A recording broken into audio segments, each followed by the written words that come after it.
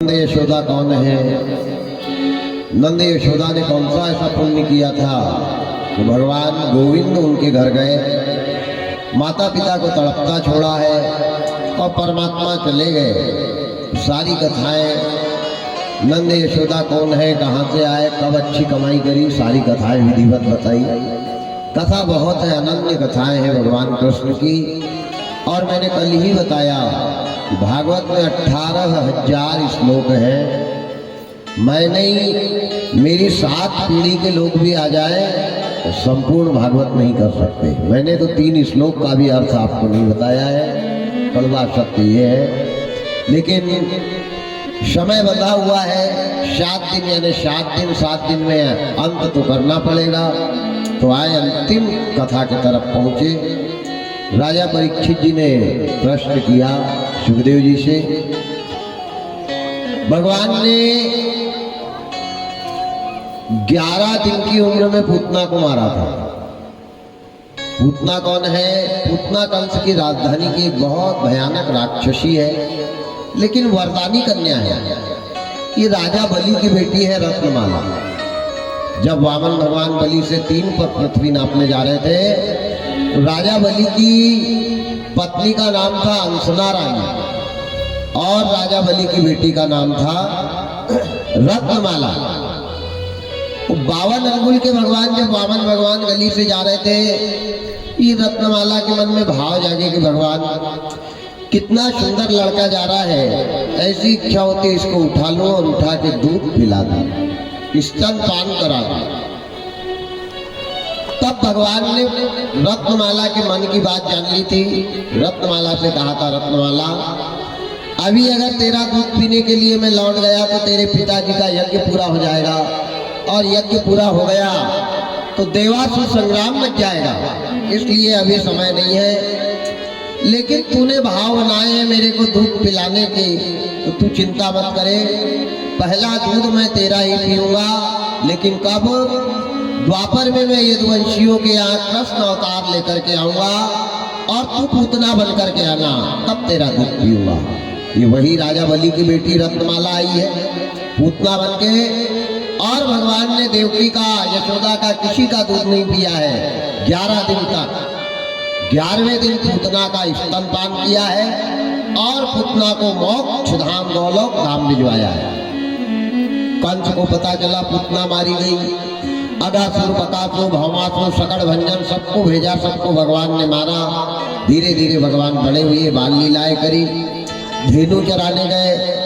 यमुना जी में कालिया नाग का मर्दन किया। ये कालिया नाग सर्पों की माता कद्रु का पुत्र है। गरुड़ की माता विनीता के साथ इसका बहुत युद्ध हुआ था, और उससे बचने के लिए यमुना के कालीदह में आकर के ये कूदा था। भगवान ने उसका वहां हनन किया। इंद्र का मान मर्दन किया। पहले गोवर्धन का पूजन नहीं होता था, इंद्र का पूजन होता था। इंद्र का मान मर्दन किया, भगवान ने गोवर्धन का पूजन चालू करवाया। वेणु गीत गाए, रास लीला यमुना के तट पे रचाई है, जहाँ स्वयं शंकर भगवान और माता पार्वती भी रास लीला में आए हैं। अनन्य भगवान ने लीलाएं की। राजा परीक्षित ने अंतिम प्रश्न और अंतिम कथा है, इसके बाद सीधे परीक्षित मोक्ष पे जाएंगे अपन और आरती की तैयारी करेंगे। सभी कार्यकर्ताओं से निवेदन है कि इधर की भी तैयारी की तरफ ध्यान देवे, थोड़ा प्रसादी वगैरह ला करके यहाँ भी रख देवे। परीक्षित जी ने बड़ा अच्छा एक प्रश्न किया शिवदेव जी से कि बाबा, हमने सुना है सुदामा जी को कृष्ण का श्राप था, लेकिन ये तो दोनों एक स्कूल में पढ़े थे, संदीपनी मुनि के यहाँ उज्जैन नगरी में। फिर ये श्राप, क्या कोई मित्र अपने मित्र को श्राप दे सकता है? भाई रामायण में बड़ा सुंदर लिखा है कि मित्र मित्र के दुख को देखकर अगर दुखी नहीं हुआ तो ऐसे मित्र के चेहरे को देखने से भी नरक की प्राप्ति होती है। किष्किंधा कांड में लिखा है। क्या लिखा है बाबा? लिखते हैं, जना मित्र दुख होए भारी, ते नहीं बिलो बात भारी। नहीं मिलो मत पाप तुम्हारी देन मित्र दुख होई दुखारी नहीं मिलो मत पाप तुम्हारी नहीं मिलो मत पाप तुम्हारी सिया राम जय राम सिया राम जय राम सिया राम जय राम जय राम सिया राम जय राम जय राम। जो मित्र के दुख को देख करके अगर दुखी नहीं हुआ, ऐसे मित्र के चेहरे को देखना भी पापक बताया है। कृष्ण भगवान और सुदामा मित्र नहीं भाई भाई थे। एक गुरुकुल में पढ़ते थे, एक गुरुकुल में रहते थे और एक स्कूल में पढ़ने वाले सभी बच्चे आपस में भाई बहन के तुल्य बताए गए। ये शास्त्र कहता है। संदीपनी मुनि के उज्जैन नगरी में सुदामा जी और कृष्ण भगवान आनंद के साथ शिक्षा ग्रहण करते थे। एक दिन गुरु माता कृष्ण भगवान को बुला करके कह रही है, कन्हैया भोजन का निर्माण करने के लिए ईंधन नहीं है, लकड़ियां नहीं है बेटा, और तुम दोनों को लकड़ी लाने आज नहीं, आज से 8 दिन बाद जाना, लेकिन लकड़ी की व्यवस्था तुमको करना है। ये बात सुदामा जी और कृष्ण भगवान को बता दी थी माता ने। अभी है 8 दिन के बाद व्यवस्था तुम्हारे को पुनः बनाना है, और तुम इस गुरुकुल में सबसे बड़े हो। सुदामा जी सबसे बड़े थे, उनसे छोटे कृष्ण भगवान थे। तुम्हारे को जाना है। इन्होंने कहा ठीक है। अब ये जो गुरु माता चने देती है, मुझे ब्राह्मण बताते हैं कि कृष्ण भगवान से छिपके 3 मुट्ठी चने खाए थे, इसके लिए दरिद्र हो गया। अरे राम राम राम राम राम, सुदामा नहीं होता ना तो द्वारकापुरी नहीं रहती, कृष्ण भगवान का घर नहीं रहता, कृष्ण भगवान की संतान नहीं रहती, और यहाँ तक कि कृष्ण भगवान का जीवन भी तहस नहस रहता। ये चना कहाँ से आए, किसके चने हैं, किसने दिए, कब दिए, कहाँ से आए? बड़ी सुंदर सुखदेव जी राजा परीक्षित को कथा बता रहे हैं, ध्यान से सुनना। और आज से ये शब्द बोलना बंद कर देना कि सुदामा को कृष्ण ने श्राप दिया था। बिना फालतू जो मुंह में आए आदमी बकते रहता है। राम राम राम राम राम। सतयुग में एक सुधर्मा नाम के गंधर्व थे, जिसका धर्म बहुत अच्छा था। नाम ही था उनका सुधर्मा। ज्ञानवान दयावान सर्वगुण संपन्न, बड़े अच्छे सुधर्मा नाम के राजा। सुधर्मा के यहाँ पे 11 बेटी, 11 बेटी, बेटा एक भी नहीं। बेचारे बड़े प्रसन्न थे। बेटी आए तो भी प्रसन्न कि भगवान बेटी आती है, किस्मत वालों के यहाँ बेटी आती है, सबके यहाँ बेटी नहीं आती। और जब जब बेटी का जन्म होता है तब तब पिता का कोई ना कोई कार्य सफल होता है। बड़ा सुंदर 11 बेटी थी। धीरे धीरे धीरे धीरे करके एक एक करके नंबर की छोटी, और 12वां बच्चा उनकी पत्नी के गर्भ में।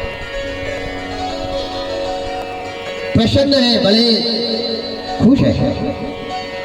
अब वायुष्मत वारे समय की 84 समय व्यतीत हुआ। 1 माह, 2 माह, 3 माह, 4 माह, 5 माह, 9 माह, 9 दिन का। और सुधर्मा राजा के यहाँ उनकी पत्नी के गर्भ से एक कन्या का फिर जन्म हुआ।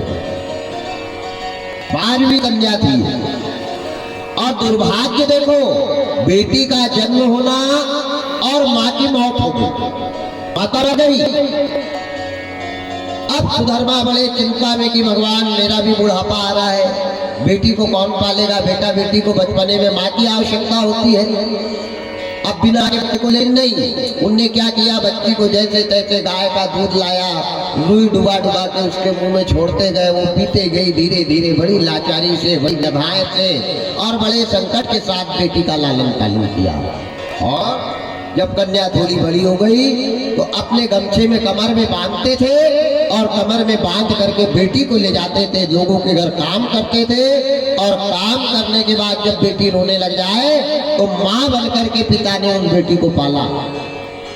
बेटी का नाम सुनीति रखा और उसको शिक्षा देते थे हमेशा। बेटी को पिता शिक्षा देता था कि बेटा जब हुआ तेरी माँ मर गई, तेरे को बड़े अरमानों से मैंने पाला है और बेटा तू पराया धन है, एक न एक दिन तेरे को मेरा साथ छोड़ करके जाना है। पर बेटा जहां भी जाना वहां अपने सास ससुर को माता पिता के जैसे समझना, पति को देवता मानना और बेटा कोई ऐसा काम मत करना जो कि अपनी मां के ऊपर ही उठेगा। भगवान कितने ये जीवन है, कब तक मैं जिंदा रहता हूँ, कब तक नहीं ऐसी शिक्षा प्रतिदिन बेटा बेटी को सुधर्मा नाम के राजा दिया करते। समय व्यतीत हुआ, बेटी घर संभालने लग गई। 10 वर्ष की आयु हुई, घर को लिपना, झाड़ू लगाना, पानी भरने जाना, जैसा भी बने बेचारा कच्चा पक्का बना करके अपने बूढ़े पिता को खिला रही। अब धीरे धीरे धीरे धीरे बेटी युवा अवस्था को प्राप्त हो गई, जवान हो गई। जवान हो गई तो बैठ करके सुधर्मा रोने लग गया। बेटी को जैसे जैसे युवा देखते जा रहा, रोते जा रहा कि भगवान पत्नी ने तो साथ छोड़ दिया, लेकिन मेरी रक्षा, मेरा रखरखाव, मेरी देखभाल, मेरे कपड़े वगैरह साफ, मेरे घर की सुंदरता बेटी करती थी और एक न एक दिन ये मेरी बेटी चली जाएगी तो मेरा क्या हाल होगा। बेटी भी अपनी जगह रखती थी, पिता का सारा काम संभाल लिया, लेकिन बेटी को भी इस बात का दुख था। ध्यान देना, बेटी माँ बाप के लिए रोने के लिए आती है और बेटा धन बटाने के लिए आता है। 4 बेटे जिनके हैं उनकी भी बेटी ससुराल में माँ बाप को याद करके आज भी रो रही है। बेटी हमेशा माँ बाप का दुख बांटती है और बेटा माँ बाप का धन बांटता है, याद रखना। बेटी को चाहे धन देना या मत देना, जिस दिन उसको पता लग जाए कि तुम्हारे माता पिता शांत हो गए तो नंगे पैर दौड़ते आती है, कहती भगवान दौलत मिले या ना मिले, मेरे माता पिता का मेरे को चेहरा बन जाए बस। सारा जीवन बेटी का रोने और माँ बाप की चिंता में जाता है। आज बेटी जैसे जैसे जवान हो रही, सोच रही भगवान मेरा कोई भाई नहीं, मेरी खानदान में भी कोई नहीं है, मेरा क्या होगा। ससुराल ले जा नहीं सकती, कौन रोटी देगा, कौन बर्तन मांजेगा, कौन कपड़े धोएगा। पिताजी के जीवन के बारे में विचार कर रही है और रोते जा रही है। लेकिन बेटियां तो पराई होती है। एक दिन राजा ने तलाश करी, तलाश करके पड़ोस के गांव में एक बहुत अच्छा सुंदर लड़का था। अपनी बेटी का विवाह उस लड़के के साथ तय कर दिया। घर में कोई माता नहीं, पिता अगले पड़ोस की माताओं को माँ कहती थी बेटी। सगी माँ तो जन्म देते ही बराबर चली गई और जब बेटी का संबंध जुड़ा उस दिन पिताजी ने भोजन करना बंद कर दिया। अपने जीवन का ख्याल रखने लगा कि भगवान कौन रोटी दे। ध्यान देना, भगवान से यही कहना, भगवान बुढ़ापा देना, भगवान बुढ़ापा कर देना और बुढ़ापा तो बुढ़ापा में सेवा करने वाली बहू और बेटा देना तो बुढ़ापा देना, नहीं तो बुढ़ापा के पहले ही उठा लेना, वो बहुत अच्छा रहेगा। उन लोगों से पूछो जिनकी बहुएं सीधे मुंह बात नहीं रही है, आज भी बैठ करके कुछ बुजुर्ग रो रहे हैं। वारे तकदीर, वारे किस्मत। बेटी अगर 4 दिन के लिए आती है तो पिताजी के आगे पीछे घूमती है, लेकिन क्या करे, वो पराई है, उसको आज नहीं कल जाना है। जैसा बेटी का संबंध जुड़ा, रुदन करने लग गई। एक दिन बारात आई, गांव के माना सगी माँ तो थी नहीं, काली थी नहीं, बड़ी माँ थी नहीं, खानदान को ताले थे। मोहल्ले पड़ोस वालों ने मिलकर के बिचारी का विवाह की तैयारी करी। कन्यादान हुआ। कन्यादान करते करते राजा इतना रोने लगा, इतना रोने लगा, बेटी को गले से लगा लिया। बेटी ने भी अपने पिता को गले से लगा करके रुदन कर रही है, पिता की याद कर रही है कि भगवान अब ना जाने क्या होगा। विदा की घड़ी आई, माँ तो थी नहीं, इधर उधर की माताएं कन्या को विदा करने के लिए कांधे पे हाथ रख के दरवाजे पे खड़ी, और अचानक बेटी को माँ की याद आ गई। सिर कूट कूट करके बेटी रो रही है कि भगवान आज अगर मेरी माँ होती तो मेरी माँ से गले लगती। पड़ोस की माताओं के गले लगी और गले लग करके जोर जोर से कन्या रोने लग गई है। गले से लगा के माँ को याद करके कह रही है, माँ बेटी क्यों पर आई है? माँ बता, जिस घर में मैंने जन्म लिया, जिस घर को अपना बनाया, जिन घर को सजाया, मैं पाया क्यों है माँ? क्यों रोते जा रही है और अपनी माँ से कहते जा रही है, क्या कह रही है? मुझे माँ से मिला मिलाए ही सिला, बेटियां क्यों कराई है, बेटियां क्यों पढ़ाई है, बेटियां क्यों पढ़ाई है, बेटियां नहीं गिरा, मुझे माँ से गिरा, नहीं गिरा, बेटियां क्यों पढ़ाई है, बेटियां क्यों पढ़ाई है, बेटियां क्यों पढ़ाई है।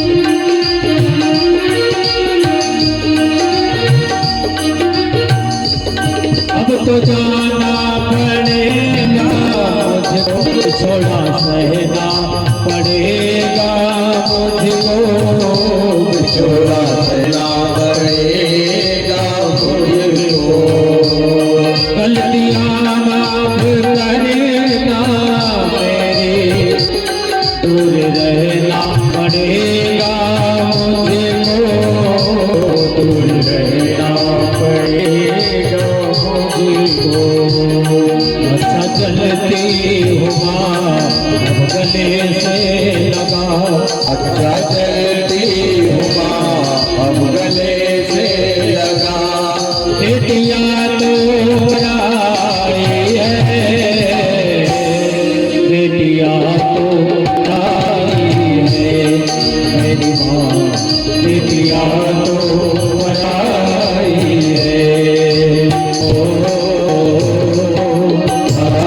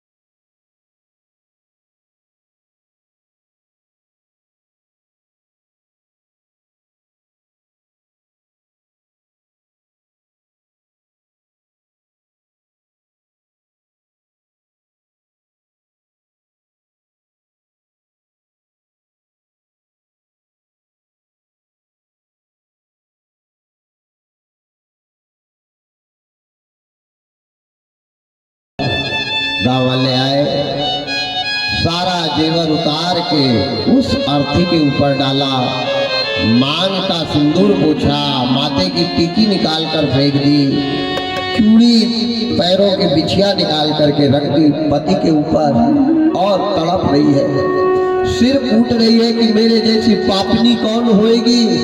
जन्म लेते ही बराबर माँ मर गई, जवान हुई तो पिता का साथ छूटा, और इस घर में आई तो 4 दिन में पति भी चला गया।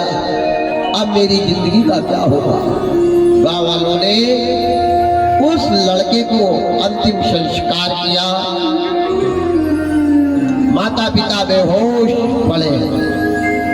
वही बेटी आई, आकर के अपने बूढ़े सास ससुर को गले से लगाया, और गले से लगा करके कहा कि माता पिता तुम रो मत, अरे तुम्हारा बेटा मरा नहीं है, मैं जिंदा हूँ, और ये बात दिमाग से निकाल देना कि तुम्हारा बेटा मर गया और मैं चली जाऊं।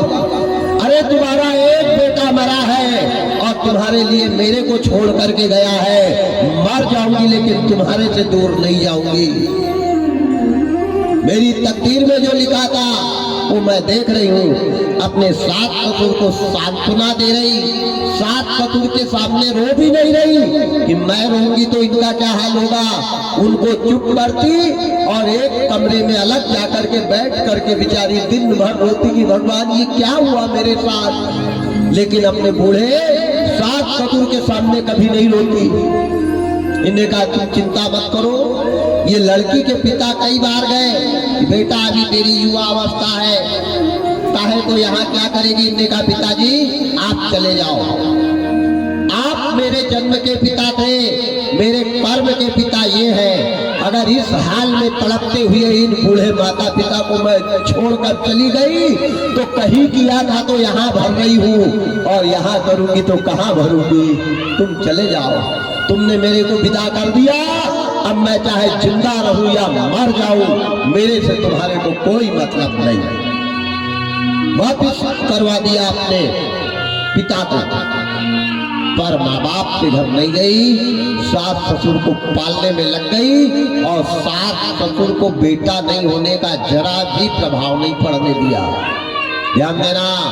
और उन बहुओं ने जरूर सुनना जो सास ससुर से बात नहीं कर रही है, उनने कान खोल के सुनना। वारे तकदीर, किसी की बहू बनना आसान है, जिंदगी भर निभाना कठिन है, याद रखना। बहू तो हजारों है, ये भी एक बहू थी, आज तड़प रही है। इन्हें कहा तुम चिंता मत करो, मैं तुमको पालूंगी, तुम्हारा बेटा मरा नहीं है, मैं बेटा बनकर के पालूंगी। बेचारी जैसे तैसे 10 क्रिया का कार्य पति का करवाया, समय व्यतीत हुआ। गांव में लोगों के यहाँ नौकरी करने जा रही है, बर्तन मांजना, कपड़े धोना, चौका लगाना, गोबर फेंकना, रोटी बनाना, काम करके जो भी धन मिलता वो लाती, ला करके पीसती, पीस करके पहले अपने सास ससुर को खिलाती। माताएं ध्यान से सुनना, और सास ससुर से छल कपट करने वाली बहुओं ने जरूर ध्यान से सुनना, याद रखना। इतना आसान नहीं है कथा सुन के कल्याण हो जाए, या एक लोटा जल चढ़ाने से कल्याण हो जाए। जब तक अंदर का कपट नहीं निकलेगा तब तक जल नहीं, टैंकर भी लेके चले जाओगे तो कल्याण होने वाला नहीं है। मन में गांठ भरी है कपट की, और भगवान क्या करेंगे? वारे परमात्मा, वारे विधाता, ऐसी बहू बन के, ऐसे भाव बन के, ऐसी आत्मा साफ करके भगवान के मंदिर आपको मिलेगा। वैसे ही तीजा उपास के रहने से नहीं, यहाँ तो तीजा उपास है, रात में 10 बार चाय बन रही है, सुबह के लिए 4 पाई चने की दाल फूल ही रही है, पेट है कि हाईकोर्ट है पता नहीं, 5-10 पकड़ी हुई आ गई है लंबी लंबी, काटो खा हो गया तीजा उपास, आग लगे ऐसे उपास। राम राम राम, क्या मेहनत करने जा रही, मजदूरी करने जा रही, कमा कर ला रही, और लाकर के अपने सास ससुर को पाल रही। वारे तकदीर, वारे किस्मत, एक दिन इनके बूढ़े सास ससुर दोनों के प्राणांत हो गए, दोनों मर गए। रोती रही। जिस दिन माता पिता जैसे सास ससुर की विदा की, उस दिन सिर कूट कूट करके रोई कि अब मेरा कुछ नहीं बचा। लेकिन पिताजी के यहाँ लौट कर कभी नहीं गई, ध्यान देना। और मैं उन बेटियों से निवेदन करता हूँ जिनको पिता ने विदा किया है, जिनका नगर निकासा किया है, जिनके हाथ पीले किए हैं, एक बार पिता के घर से निकल गई तो वो घर अब तुम्हारा नहीं रहा, याद रखना। ऐसा जीवन जब तक नहीं जियोगे तब तक सुख मिलने वाला अब जो भी है तुम्हारा यही है, वो पराया है, और वहां की उम्मीद कभी मत रखना। बूढ़े सास ससुर के प्राणांत हो गए, अकेली कमाना खाना रहना, किसी के यहाँ हराम का नहीं खाया, मेहनत करती थी। मेहनत करने से जो पारिश्रमिक श्रम मिलता था वो पारिश्रमिक श्रम लेकर के आकर खाती थी। विचार करती थी कि भगवान कभी किसी के यहाँ हराम का खाया था तो इस जन्म में भरा है, अब करूंगी तो कहाँ भरूंगी। समय व्यतीत होता गया। जब तक जवानी है तब तक काम आदमी करता है, एक न एक दिन जवानी को जाना पड़ता है। धीरे धीरे धीरे समय व्यतीत हुआ। इस 18 साल की जवान विधवा से लगा के इसकी उम्र हो गई 90 साल। बुढ़ापा में सेवक और साधन दोनों पास में होना, और सेवक और साधन नहीं है तो बुढ़ापा ही नरक है, बुढ़ापा ही बुढ़ापा है। 90 साल की उम्र हो गई, खानदान में कोई नहीं, परिवार में कोई नहीं, बच्चे थे नहीं, चौथे दिन तो आदमी मर गया। 90 साल की उम्र हो रही, काम करने गांव में जा रही। लोगों ने बहुत ने कहा, देवी तुम्हारी वृद्ध अवस्था है, काम मत किया करो, हम तुम्हारे घर पहुंचा देंगे खाना इनने का। नहीं, मैं किसी के घर का हराम का नहीं खाऊंगी। जब तक ये शरीर है इसको इतना तड़पाऊंगी कि कभी कुछ मैंने किया था जो आज कर रही हूँ, किसी के हाथ का हराम का एक खाना नहीं खाया। एक दिन घूमते घूमते घूमते एक राजा के घर लकड़ी टेकते हुए गई। 18 साल की उम्र से विधवा है, बुढ़ापा है। 90 साल की उम्र में एक राजा के घर जाकर के काम का आदेश किया। राजा, मेरे को गांव में कहीं काम नहीं मिल रहा, राजा तू मेरे को काम पे लगा ले। राजा बहुत अच्छा था, बड़े दया, अच्छे लोग भी दुनिया में है, ऐसा नहीं सोचना कि अच्छे खत्म हो गए। जितने बुरे नहीं है उससे ज्यादा अच्छे भी है प्यारे, धर्म आज भी है। राजा ने कहा, अम्मा तुमको काम करने की कोई आवश्यकता नहीं, बैठो बढ़िया, आराम से खाओ, कपड़ा लगे मेरे को बताना, जो भी सामान लगे मेरे को बताना, जो खाने की इच्छा हो मेरे को बताना, मैं तुम्हारी व्यवस्था बना दूंगा। कितना बड़ा बात है, ये भी धर्म है प्यारे।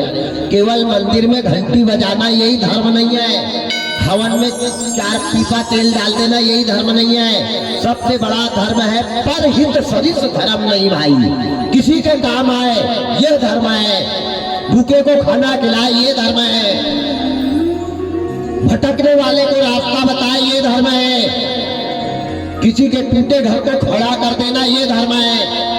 और धर्म करने में एक पैसा नहीं लगता है, याद रखना। पर कोई करे तो धर्म, यहाँ कह रहे हैं धर्म करो धर्म करो, धर्म का पता ही नहीं है धर्म किसको कहते हैं।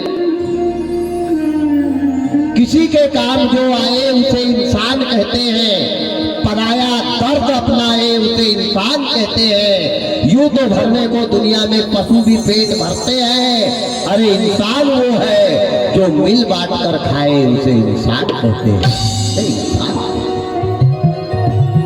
या इंसान है, इंसानियत नहीं है, मानव है, मानवता नहीं है। अरे परमात्मा,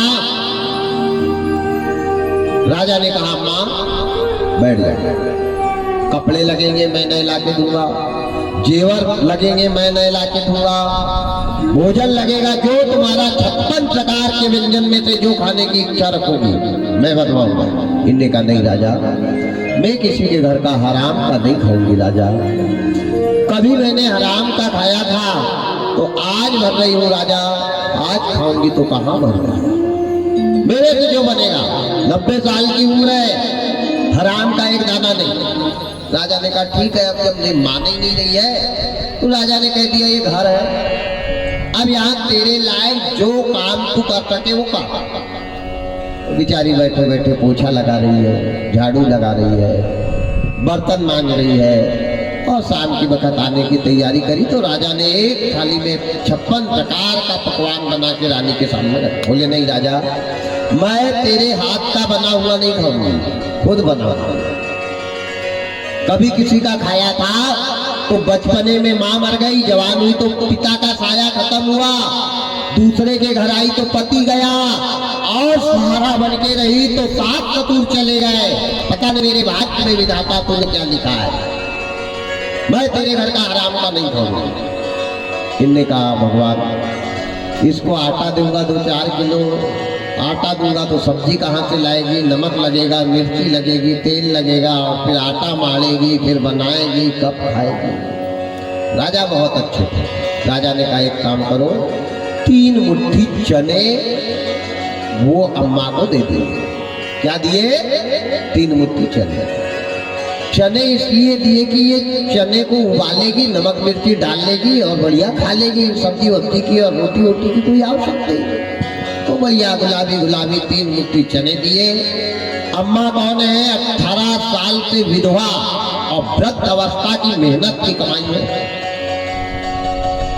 वो राजा ने अम्मा की मेहनत के 3 मुट्ठी चने दिए। अम्मा ने एक कपड़े में 3 मुट्ठी चने बांधे और चने की गठिया लेके लकड़ी टेकते टेकते अपने घर। अब घर आई। माताओं का स्वभाव होता है 90% माताओं का सामान उनकी तकिया के नीचे रहता है?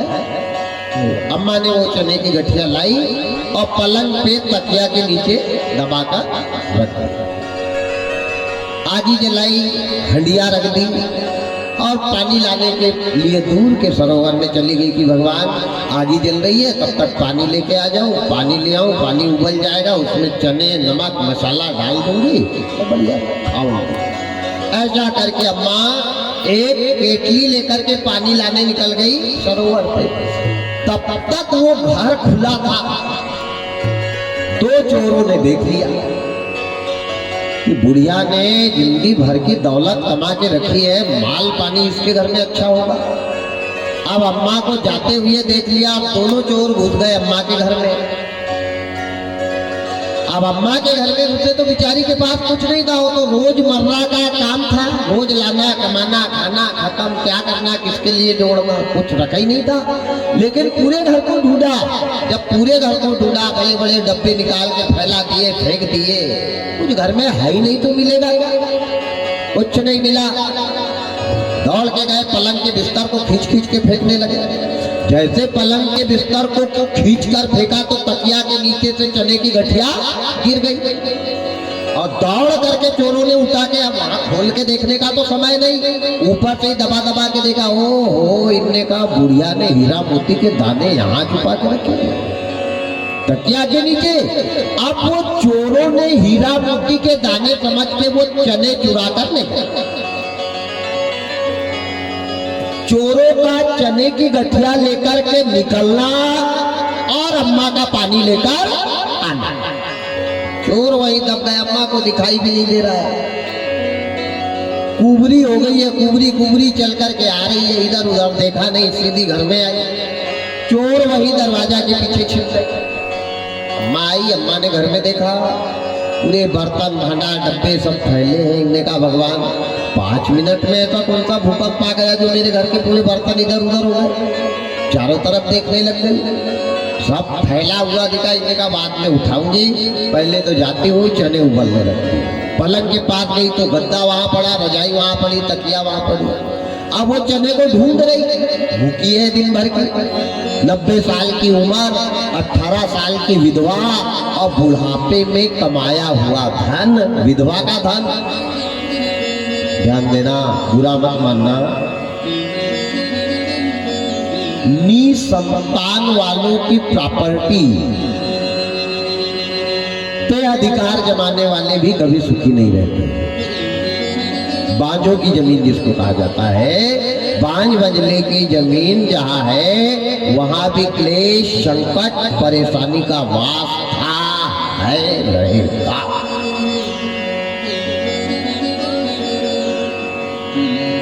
अगर उसको शुद्ध करना है तो उस प्रॉपर्टी की कमाई में से 25% गरीबों की बेटी के विवाह में लगाओ, धर्म के काम में लगाओ, मंदिर में लगाओ। पूरा नहीं, 25%।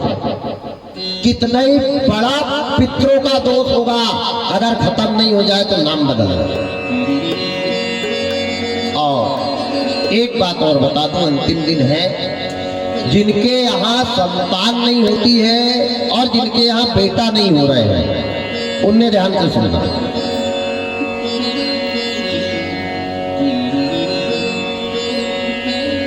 शुक्ल पक्ष की चौथ के दिन, शुक्ल पक्ष यानी उजाली, शुक्ल पक्ष की चौथ के दिन पति पत्नी ने पीले चावल और एक सिक्का लेकर के, सफेद अकाव का पेड़ देखा है, एक नीले कलर का होता है, एक पूरा सफेद होता है, तो तो शुक्ल पक्ष की चौथ के दिन प्रातः 4 बजे दोनों पत्नी ने उठ करके पीले चावल और सिक्का लेकर के जाके सिद्धि विनायक गणेश जी के नाम से उस सफेद अकाव के वृक्ष के नीचे निमंत्रण दे दे। कहना, हे सिद्धि विनायक गणेश जी महाराज, हमारे ऊपर कौन सा ऐसा संकट है जो संतान का सुख नहीं मिल रहा है, और आप संतान बन करके हमारे घर में आओ। केवल इतना बोलना है और आ जाना, दिन भर रहना। दूसरे दिन आएगी पंचमी, तो दूसरे दिन पुरुष को जाना है। कब? ब्रह्म मुहूर्त में। ब्रह्म मुहूर्त यानी 3 बजे से 6 बजे के बीच पुरुष को जाना है। सफेद कौवा की जड़ को, इतनी बड़ी जड़ को खोद कर लाना है। अब उस जड़ को खोद कर लाकर घर में रख ली, और 21 दिन तक तांबे के लोटे में डालकर पानी भर के शिव जी पे पानी चढ़ाने जाना है। वो जड़ पानी में ही रहना चाहिए और पानी चढ़ाना चाहिए। आखिरी पे वो जड़ को निकाल लो, और जो शिवलिंग है उसके पास ऐसे अगल बगल 21 बार घुमाओ, और 21 बार वो लिंग को टच करो। एक दिन जाना, 21 बार घुमाना, 21 बार टच करना, पानी चढ़ाना, और उसको लेकर के आ जाना। वो जड़ को घर में लेके आ जाना है। तो 21 दिन तक करना है। 21 दिन के बाद भगवान के पास रख देना। जिस दिन माता रजस्व धर्म से स्नान करे, समझ रहे ना मैं क्या कह रहा हूँ? जिस दिन वो रजस्व धर्म से स्नान करे, उस दिन वो जड़ में 2-3 ड्रिल कर लेना, छेद कर लेना, और ऐसा काला धागा उसमें आर पार करके और गांठ बांधकर उस नारी की कमर में बांध देना। और नित्य प्रतिदिन तुमरुकानाथ जी महाराज के नाम से वो नारी ने शिव जी पे पानी चढ़ाने जाना चाहिए। शिव जी की कृपा से सिद्धि विनायक गणेश जी अवश्य उनके घर में जन्म लेते हैं। फिर शंकर भगवान, गणेश कौन है? शंकर के पुत्र है। वो आदेश करते हैं, और आपने देख लेना 20 साल के पुराने अकाव के पेड़ की जड़ में अपने आप गणेश जी की प्रतिमा बनी बनाई मिलती है आज भी। इस कार्य के करने से अवश्य संतान की प्राप्ति होगी, पर ये कार्य करने के पहले छल कपट द्वेष भाव मन को निर्मल कर देना। नहीं पता चले जमाना भर का कपट मन में भरा और जड़ को बांध के घूम रहा है, फिर अकाव का झाड़ा बांध लोगे तो कल्याण होने वाला नहीं है। याद रखना, निर्मलता हो, सरलता हो, छल कपट नहीं हो, खान पान व्यवहार अच्छा हो, तब सफलता मिलती है। त्याग ही मनुष्य के जीवन की सफलता है। आ जाए अब अपनी कथा पे।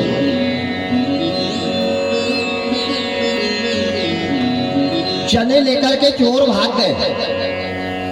अब वो अम्मा ने जैसे बिस्तर को खींचा, चने नहीं मिले, तड़पने लग गई।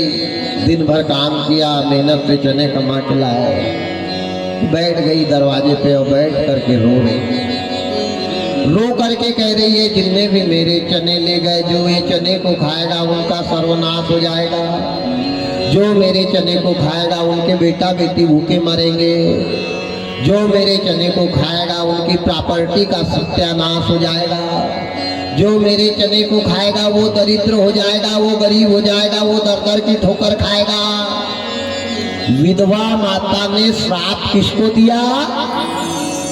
चने को।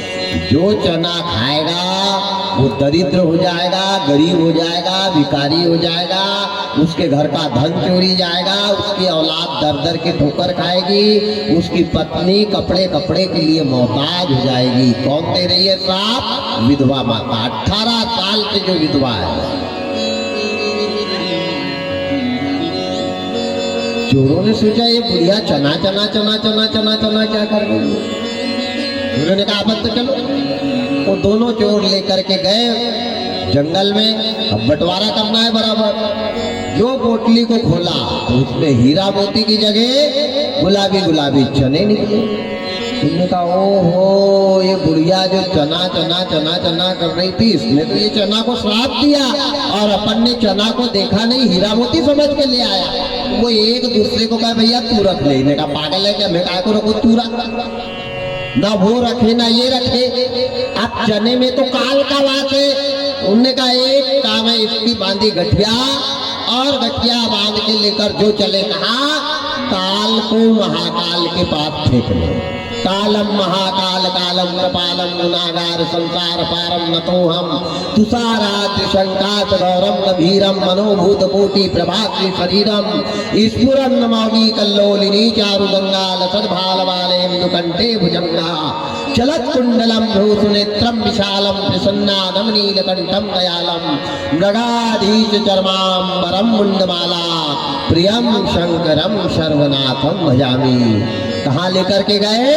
काल को लेके महाकाल की नगरी उज्जैन में गए और संदीपनी मुनि के आश्रम के सामने वो गठिया को फेंक दिया। वहां से चोर हो गए 9-11 दिन निकले। संदीपनी मुनि की पत्नी गुरु माता झाड़ू लगा रही थी, उसको मिल गई वो चने की गठिया। उनने खोल के देखा, बड़े सुंदर चने हैं भगवान, अनाज है, अनाज को फेंका नहीं जाता। तो गुरु माता ने वो चने की गठिया को लाकर अपने अन्नकोश में रखा। अब जिस दिन कृष्ण सुदामा लकड़ी काटने जाने का नंबर आया, उस दिन गुरु माता ने कहा इनको क्या दूं, खाना कुछ है नहीं। तो सुदामा जी को चने की गठिया उठाई और दे दी। बोले बेटा इसमें 3 मुट्ठी चने हैं, ये चने को खा लेना और कृष्ण का ख्याल रखना, कृष्ण को भी खिलाना। भाई 2 बेटा अगर मेला जाते हैं तो पिताजी बड़े बेटे के पास ज्यादा पैसा दे देता है कि दोनों ने होटल में बढ़िया खा लेना और इसका ख्याल रखना, बराबर लेके आना। तो बड़े के ऊपर विश्वास करते, सुदामा जी बड़े थे, सुदामा जी को पकड़ा दिए चने।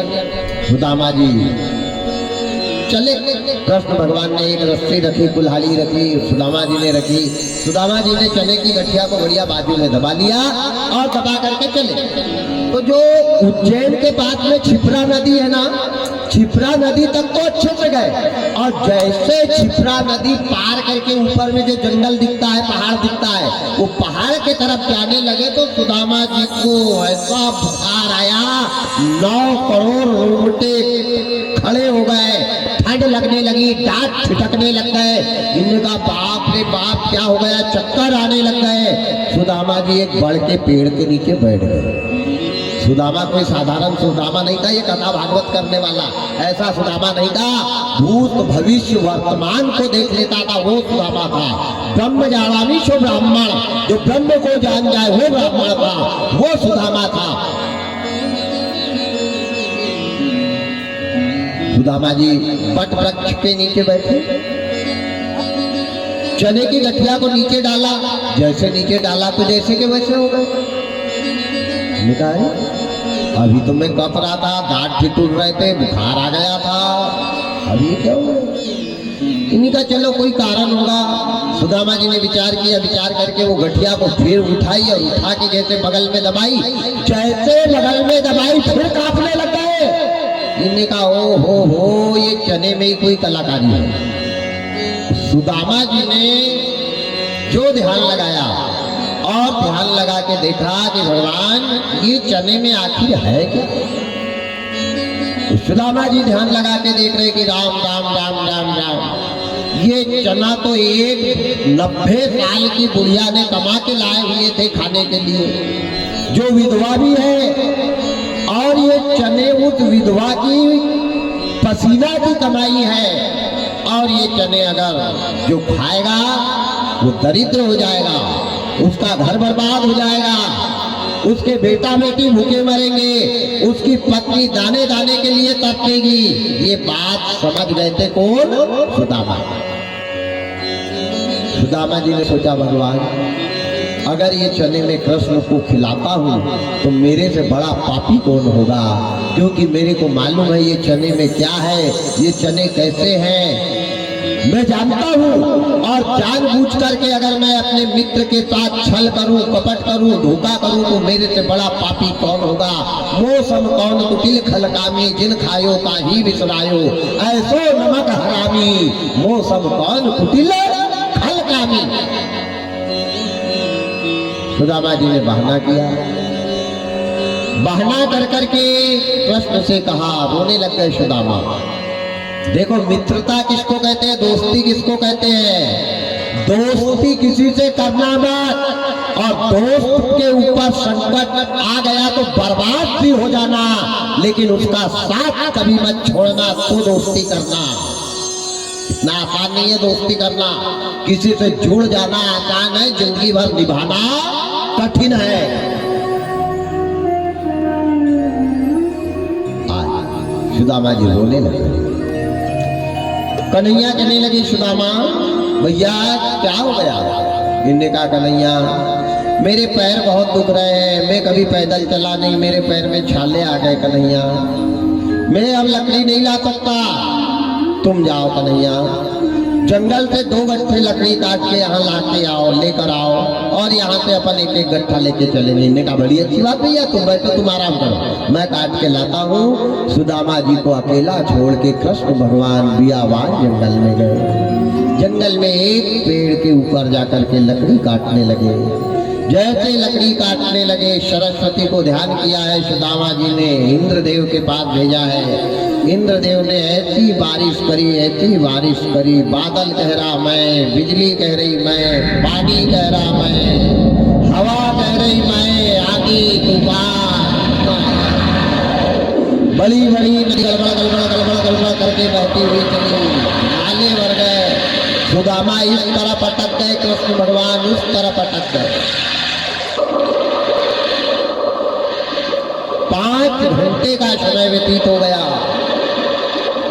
सुदामा जी ने देखा मौका कि अब अच्छा मौका है, कृष्ण है नहीं, चाहे मैं बर्बाद हो जाऊं, चाहे मेरा घर बिक जाए, चाहे मेरी पत्नी भीख मांगने लग जाए, चाहे मेरे बेटे डर डर के ठोकर खाए, मैं मित्र के साथ छल नहीं करूंगा। सुदामा जी ने वो गठिया खोली।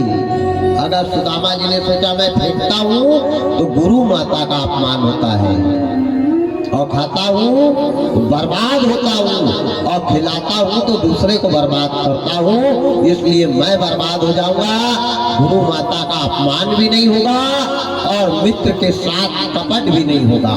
सुदामा जी ने 3 मुट्ठी चने खाए। पहली मुट्ठी चने जैसे खाए, वैसे चोरों ने सुदामा नगरी में सुदामा की पत्नी सुशीला के जेवर, घर बाड़ी, मकान सब आक्रमण कर लिया, भगा दिया घर से। दूसरी मुट्ठी चने खाए, बच्चे के तन बदन पे के कपड़े तक उतर गए। तीसरी मुट्ठी चने खाए, सुदा मित्र ब्राह्मण बन गए, सब बर्बाद हो गए मित्र के लिए। पानी बंद हुआ, आंधी तूफान, मौसम साफ हुआ। कृष्ण भगवान सिर पर लकड़ी का गट्ठा लेकर के आ रहे। भगवान आए, सुदामा बैठे हुए हैं, रो रहे हैं। कृष्ण भगवान ने देखा, सुदामा क्या हुआ। कुछ नहीं भैया, पैर में दर्द है, कोई बात नहीं, मैं लकड़ी लेके आ रहा हूं। भैया काफी पानी आया इसलिए लेट हो गया, भूख भी लग गई है, गुरु माता ने चने दिए थे, है क्या सुदामा। जैसे कृष्ण भगवान ने सुदामा जी से चने मांगे, दोनों आंखें भर करके आ गई सुदामा जी की, दोनों आंखों से जल बहने लगा, और दौड़ करके कृष्ण भगवान के गले लगे। जैसे गले लगे, कृष्ण भगवान समझ गए कि सुदामा तूने ये क्या किया, अरे इतना बड़ा पाप तूने क्या किया। जो श्रापित चने मिल करके खाना था, अकेले ने खा लिया, तेरा घर बर्बाद करवाया, मेरे घर की रक्षा करी, तेरी पत्नी दर दर की ठोकर खा रही, मेरी पत्नी को सुरक्षित रखा, तेरे बच्चे दाने दान हो गए, मेरे बच्चे को तूने अच्छा रखा। सुदामा ये उपकार मैं कब अदा करूंगा, ये उपकार कब अदा करूंगा। लेकिन जा, एक दिन जो तूने 3 मुट्ठी चने खाके मेरे 3 लोगों की संपत्ति को बचाई है सुदामा, यही 3 मुट्ठी चावल में मैं तेरे को 3 लोगों की संपदा वापिस करूंगा। ये कृष्ण ने कह दिया, वहां से लकड़ी लेकर के आए। इसके आगे की कथा तो आपको मालूम ही है क्या हुआ। फिर सुदामा जी कब गए, कितनी मुट्ठी खाए, कितनी मुट्ठी में रुक्मणी ने हाथ पकड़ा, ये आगे की सारी लीलाएं हैं। यहाँ तक सुदामा चरित्र की कथा मैंने आपको बताई। अंतिम कथा बिल्कुल आने वाले को जाना पड़ता है, कोई भी हो। आए हैं तो जाएंगे। राजा रंग फकीर, कौन सिंहासन चढ़ गया, कौन बंधा जंजीर। यदुवंशियों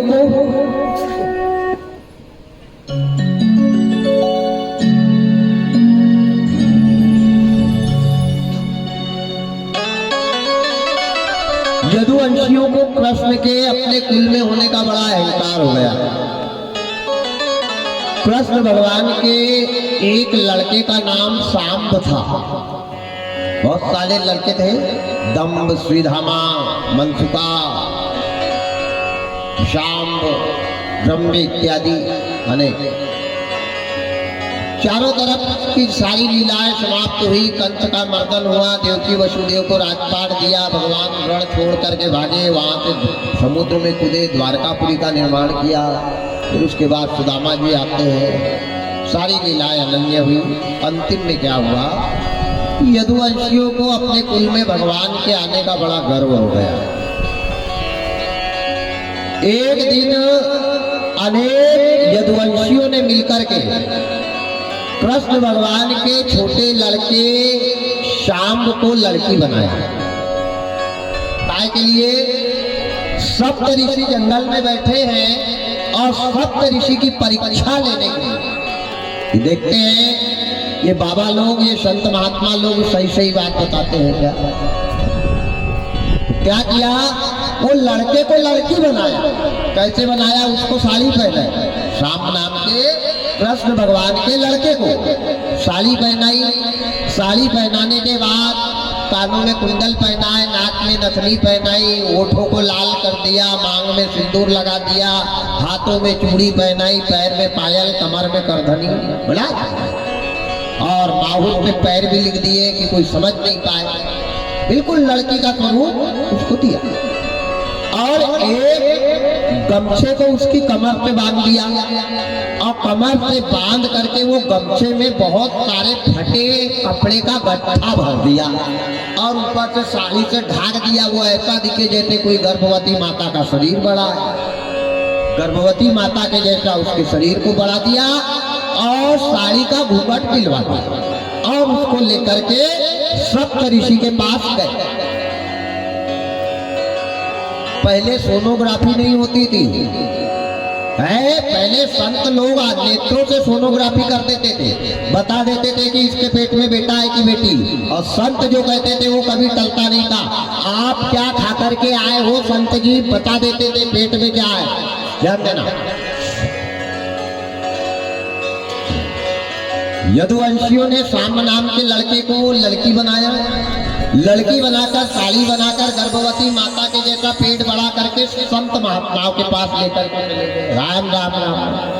आदमी उल्टा काम कब करता है? आदमी किसी के बारे में बुरा कब सोचता है? आदमी बुरी शिक्षा कब देता है? बाबा तुलसीदास जी लिखते हैं, जाको प्रभु दार में दुख दे, जाको प्रभु दार में दुख दे, कामती पहले हरे ले, कामती पहले हरे ले, जाको प्रभु दार दुख दे, जाको प्रभु दार दुख दे, कामती पहले हरे ले, कामती पहले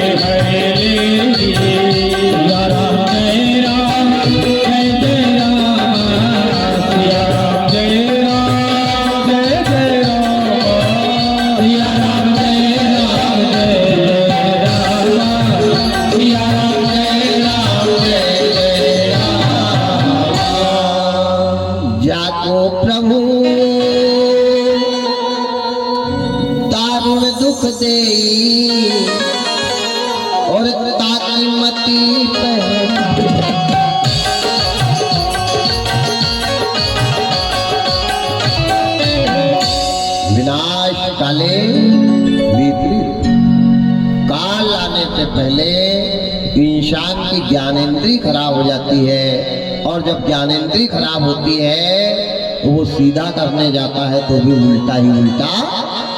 जैसे राजा परीक्षित की बुद्धि खराब हो गई थी। काल जब माथे पे बैठता है, इनने संत महात्माओं की परीक्षा लेने के लिए शाम नाम के लड़के को गर्भवती माता का रूप बनाया और ले जाके उनके सामने खड़ा कर दिया। बाबा, ओ बाबा, बोलो यदुवंशियों कैसे आए? तुम तो कृष्ण के खानदान के हो। हाँ, हम उन्हीं के खानदान के। क्या बात है बेटा? हमको ये बताओ, ये बाई के पेट में बेटा है कि बेटी है? इनने का बेचारे पूछ रहे हैं, बता। अच्छी बात। संतों ने क्या किया? दोनों नेत्र बंद किए, और जैसे दोनों नेत्र बंद करके जो देखा, ध्यान लगा के इसके गर्भ में क्या है। जैसे नेत्र बंद करके देखा तो क्या देखा? राम राम राम। इसके पेट में तो न लड़का है न लड़की है, फटे कपड़े का गट्ठा भरा हुआ है। अरे ये लड़की है या लड़का है? जो ध्यान लगा के देखा तो ये न लड़की है, ये तो लड़का है। कृष्ण का पुत्र सांब है, और इसको लड़की बना करके ये पापी लोग हमारी परीक्षा लेने आए हैं। संत जी को क्रोध आया, और जैसे क्रोध किया कमंडल से जल निकाला, और जल निकाल कर श्राप दे दिया कि जाओ अधर्मियों, तुम हमारी क्या परीक्षा लोगे? इसके पेट में लोहे का मूसल जन्म लेगा, जो तुम्हारे विनाश का कारण बन जाएगा। कमान से निकला बाण, और जबान से निकले शब्द कभी वापस।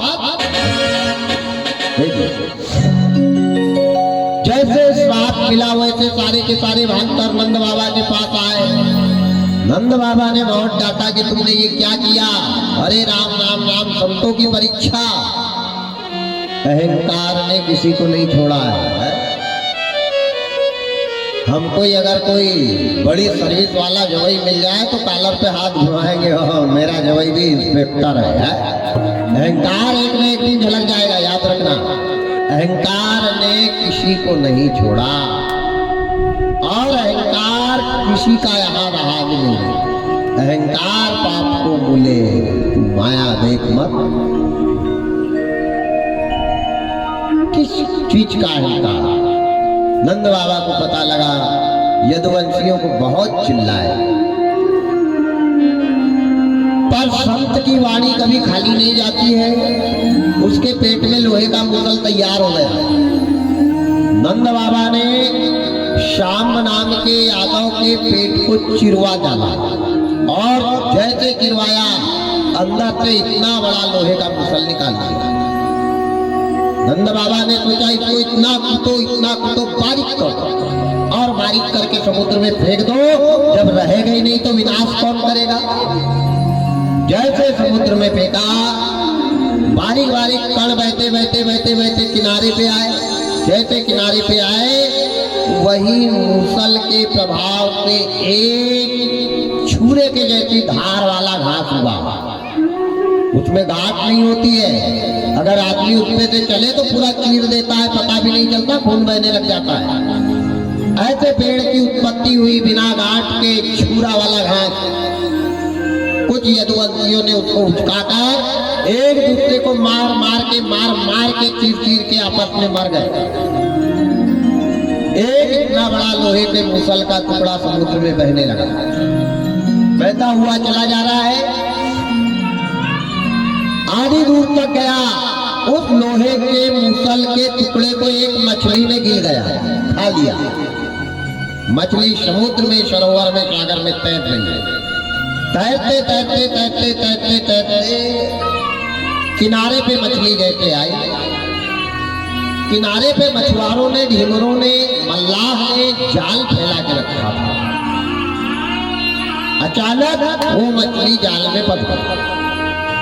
जाल में फंसी, मछुआरे ने निकाल के उस मछली को बाजार में बेचने के लिए लेकर गए। अनन्य मछली रखी है, उसके बीच में वो मछली भी है। वो मछली एक राजा ने खरीदी, राजा ने बढ़िया झोले में रखी, घर ले गई। अब शाम को खाएंगे, बनाएंगे, सब्जी काटने के लिए उसको सफा किया। सफा करके उसके जैसे टुकड़े करे तो बीच शरीर में इतना बड़ा लोहे के मुसल का टुकड़ा निकला। राजा ने सोचा मछली के पेट में लोहे का मुसल का टुकड़ा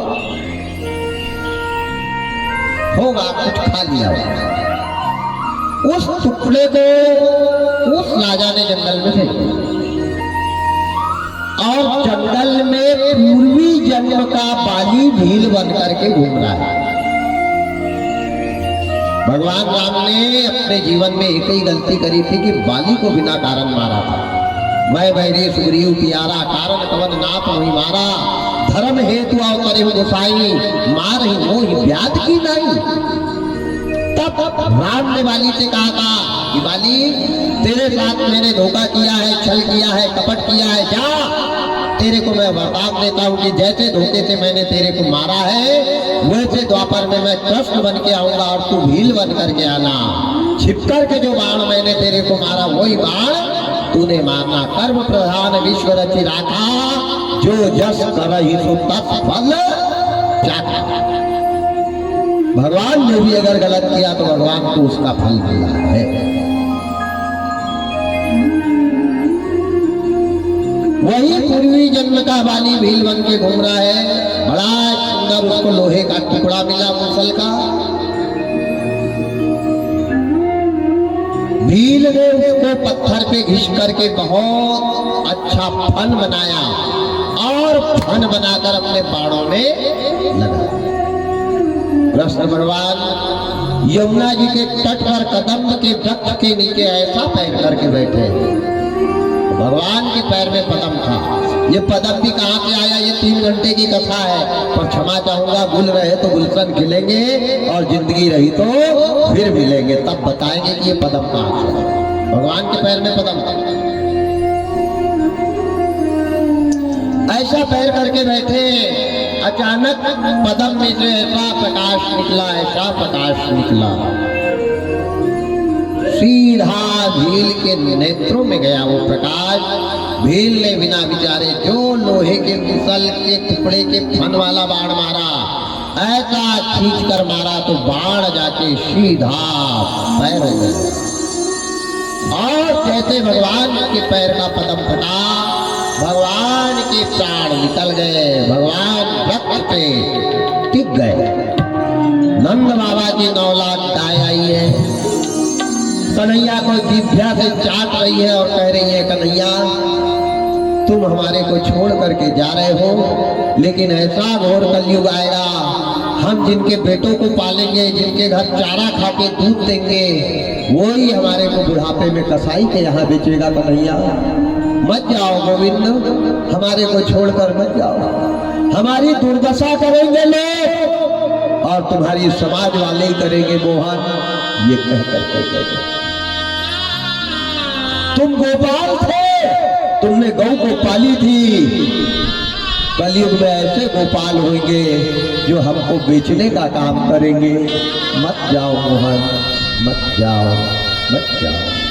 9 लाख नंद बाबा की गाय रो रही है, नंद बाबा यशोदा रो रहे हैं, सारे यदुवंशी खड़े हैं।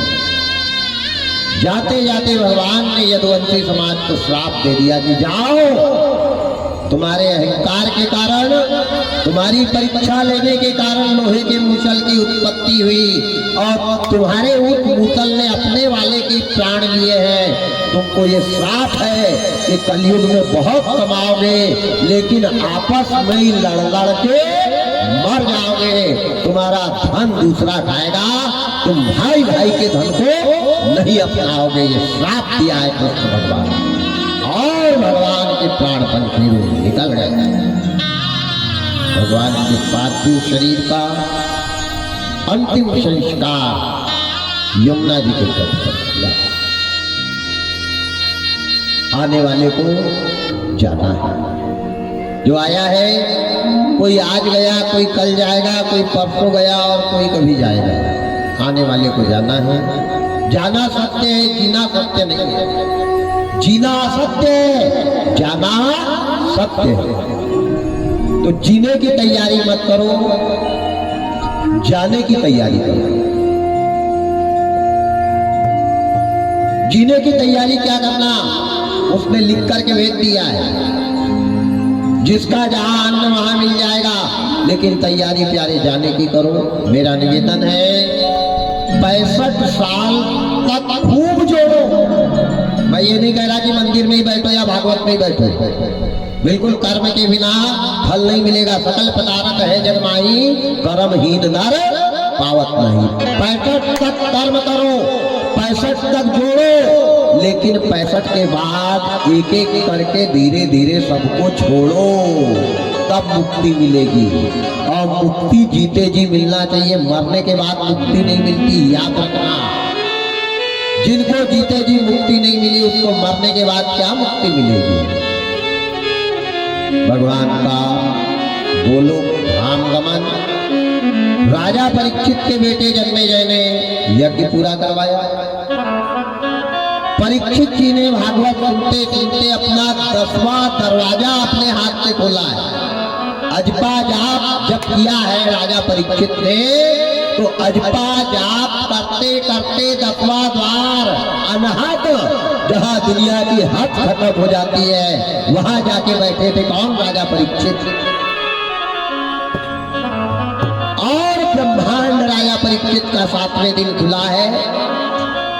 आत्मा चली गई परमात्मा में, ज्योति विलीन हो गई। इधर तक्षक नाग जिंदा होकर के आ रहा है, लेकिन मट्टी का शरीर पड़ा, उसको काटो नहीं, जलाओ नहीं, भूंजो नहीं, नाग से डसाओ। आत्मा तो निर्मल चली गई, शरीर रह गया। शरीर को दंड किया है तक्षक ने, और राजा परीक्षित को मोक्ष मिला। राजा परीक्षित के बच्चों ने ये यज्ञ पूरा किया। जैसे राजा परीक्षित को मोक्ष मिला, वैसे ग्राम धप्पा के भक्तों को, दान दाताओं को और विसर परिवार को, विसर परिवार के पूर्वजों का कल्याण करें। उनके युवाओं ने, उनके बच्चों ने, ग्राम के युवाओं के द्वारा और हमारे ग्राम के बुजुर्गों के सहयोग के द्वारा ये जो कार्य हुआ, 7 दिन का आज यहाँ सफल हुआ। 7 दिन में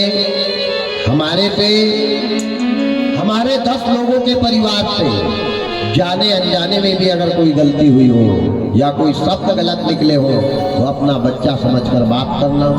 बच्चा नहीं समझो तो एक भिखारी समझकर माफ करना। भिखारी नहीं समझो तो 7 दिन के लिए किसी नौकर ने गलती कर ली, ये सोचकर क्षमा करना। अच्छाई अगर कोई बताई होगी तो उसको जीवन में रखना। जरा भी बुरा लगा होगा तो मैं मंच से 108 बार आपसे क्षमा चाहता हूँ, क्षमा करना। मैं आपको क्या दे सकता हूँ?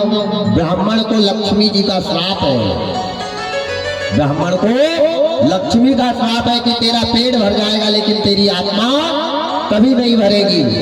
मैं आपको क्या दे सकता? मैं तो आपके सामने झोली फैला कर आया हूँ, भीख मांगने के लिए आया हूँ, लेकिन आपको तुलसीदास जी बाबा की ये चौपाई अवश्य भेंट करता हूँ। ग्राम धप्पा के सभी भक्तों को, बाहर से पधारे हुए सभी भक्तों को, मेरे पास आपको देने के लिए कुछ नहीं है, केवल बाबा तुलसीदास की ये चौपाई है। क्या अटल रहे परिवार तुम्हारा, अटल रहे परिवार तुम्हारा। जब लग गंगे जमुने जलधारा, जब लग जमुने जलधारा,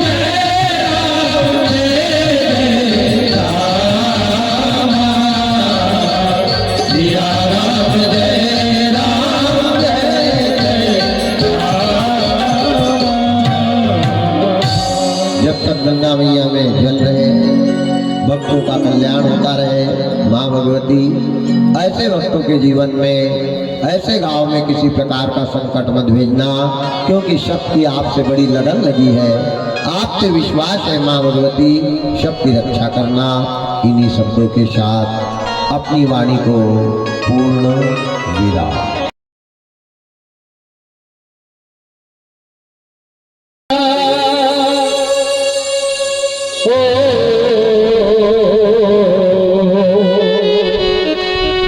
मिलन आज तक का था हमारा तुम्हारा, मिलन आज तक का था हमारा तुम्हारा, मिलन आज तक का था हमारा तुम्हारा, जिंदगी तो मिलेगी दोबारा, जिंदगी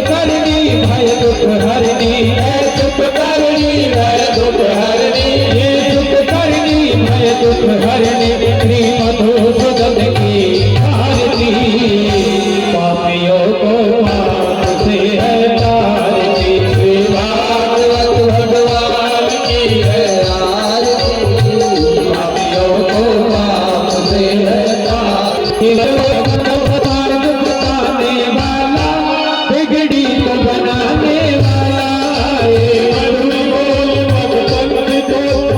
मार्ग बताने वाला, बिगड़ी को बनाने वाला।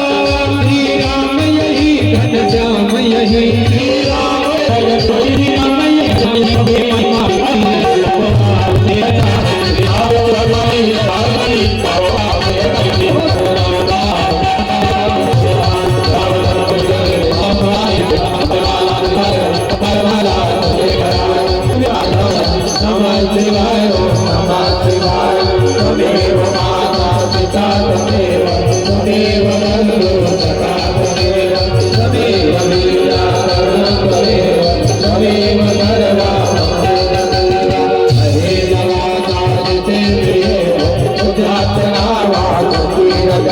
करो